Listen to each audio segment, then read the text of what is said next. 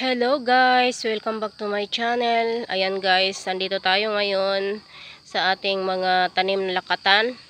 Ayan, binibisita natin guys kasi dito sa Mindanao ngayon maulan at may kunting hangin. Kaya kailangan nating bibisitahin yung ating mga pananim na saging guys. Ayan.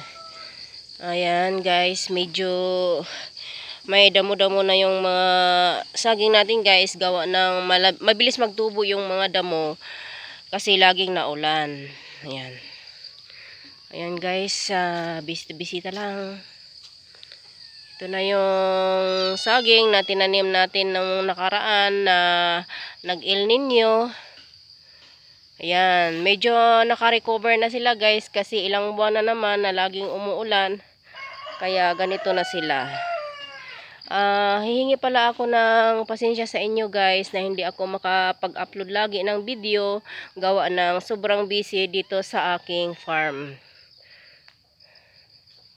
Ayan guys,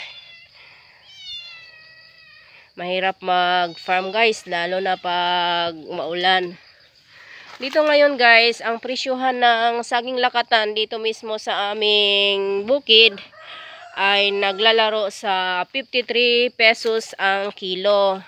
Kaya kung may saging ka guys, may lakatan ka na isang buwig tapos malaki mga siyam o 8 na piling, yan ay kikita ng more than 1,000 pesos. Ayan guys, hanggang dito muna ang aking vlog ngayong araw na ito. Thank you for watching. Bye for now. Ayan, shoutout pala sa aking mga followers dyan sa abroad at sa Pilipinas. Mabuhay po tayong lahat. God bless you all.